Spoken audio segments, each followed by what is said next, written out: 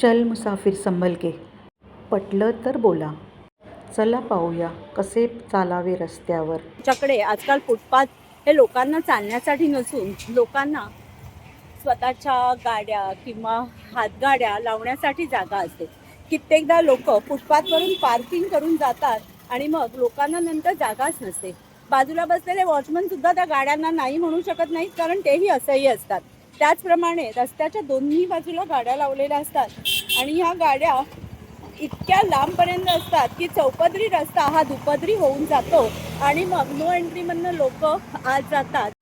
Traffic नियमांचे उल्लंघन आणि चालणाऱ्यांचे मरण. म्हणून मी एकदम कडेने चालते, फुटपाथवरून चालते, पण मधून चालत नाही, कारण दोन्ही बाजूला गाड्या येतात. मला ती भीती वाटते. फुटपाथ कुठे? फुटपाथवरून तुम्ही चालत नाही आहात. हे काय फुटपाथ आहे, हे कडे नाही. फुटपाथवरून चालू शकत नाही. दोन्ही बाजू टोकानं, मधून नाही चालत मी. मधून नाही चालत त्यांच्या.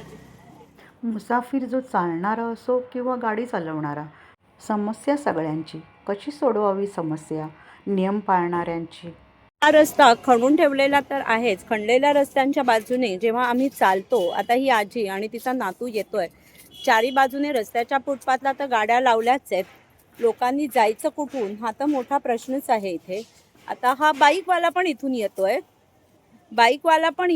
तर बाईकवाला येत असताना आजोबा रस्त्यांवरून जात आहेत. करायचं काय आम्हाला माहीत नाही आहे. तर बाईकवाल्याला स्वतःला मोठा प्रश्न आहे की जायचं कुठून, रस्ता नाहीच आहे. शेवटी काय, कुठून तरी मार्ग काढायचा आणि फुटपाथ का होईना पण आपल्या रस्त्याने सरळ चालत जायचं. चूक कोणाची? फळे भाज्या विकत घेणाऱ्यांची की विकणाऱ्यांची? आता इथून जाणं तर शक्य आहे, पण रस्त्यावरचे फळवाले आमच्यासारख्या माणसांना जाऊ देतील तर हे रस्त्यावरचे फळवाले इथेच रस्ता विकतायत. जिथून जाणं शक्य आहे तिथून नाही आहेत, पण आपली लोकही तशीच आहेत की जे फळं पण तिथेच विकत घेतात. बाकीच्या लोकांचा विचार केलाच जात नाही. पण लक्षात कोण घेतं? आहे का याचं उत्तर कोणाकडे? मित्रांनो, बोला काहीतरी. वेळेचे बंधन नाही, सारं काही शांत. हा एक चौपदरी रस्ता आहे आणि चौपदरी रस्त्याच्या अगदी मध्यभागी गेले कितीतरी महिने हे काम चालू आहे. आणि काम चालू असतानाच लोकांचे तर हाल होतातच आहेत. लोक कुठल्या बाजूने जाणार, कुठून यायचं ह्याचा विचारच केला जात नाही आहे, कारण तिथे चालणंही अशक्य आहे. रस्त्याच्या बाजूला चालायलाही जागा नाही आहे. तिथूनच बाईकवाले जात आहेत, तिथूनच लोक जात आहेत. पण लक्षात कोण घेतं? हातात मोबाईल आणि रस्ता ओलांडणारे. चूक कोण? कोण बरोबर? कोणाचा त्रास कोणाला?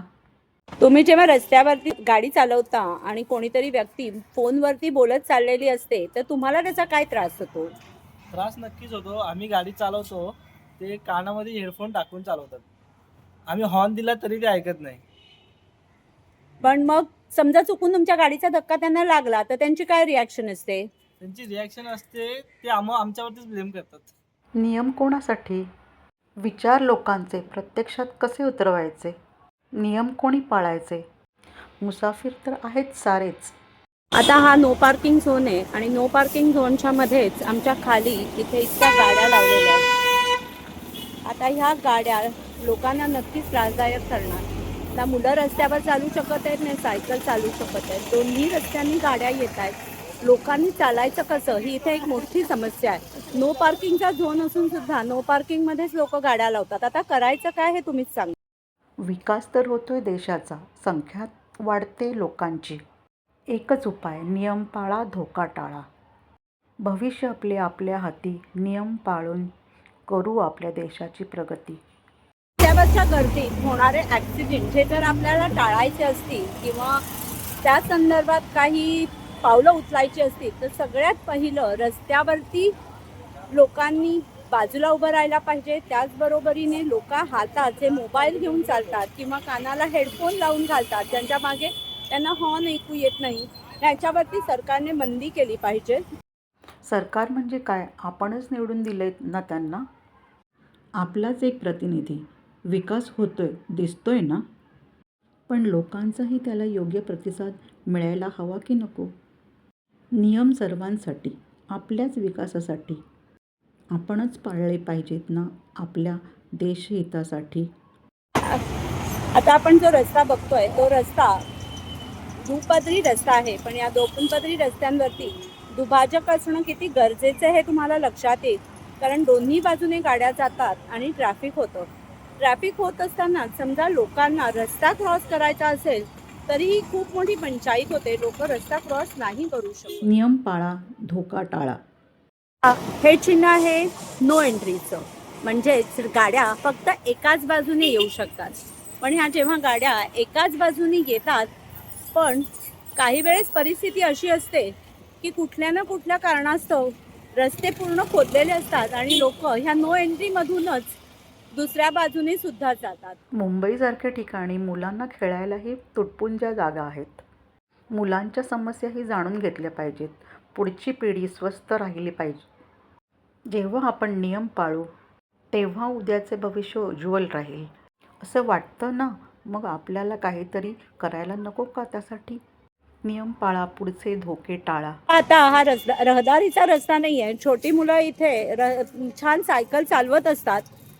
पण बाळा, तुला ह्या रस्त्यावरती काय त्रास होतो?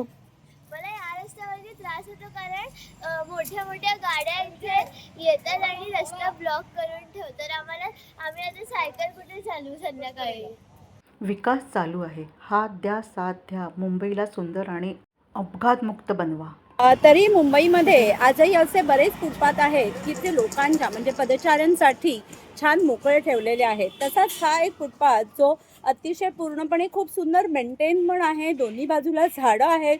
दुकानदारांनी कुठे वाढवलेलं नाही आहे. ज्यांना जी स्पेस दिली आहे त्या स्पेसमध्ये वाढवलं आहे आणि ज्यांना जिथे गाड्या पार्क करायच्या आहेत तिथेच त्यांनी पार्क केला आहे. आणि तुम्हाला दिसेल की लांबपर्यंत हा फुटपाथ लोकांसाठी पूर्णपणे मोकळा आहे.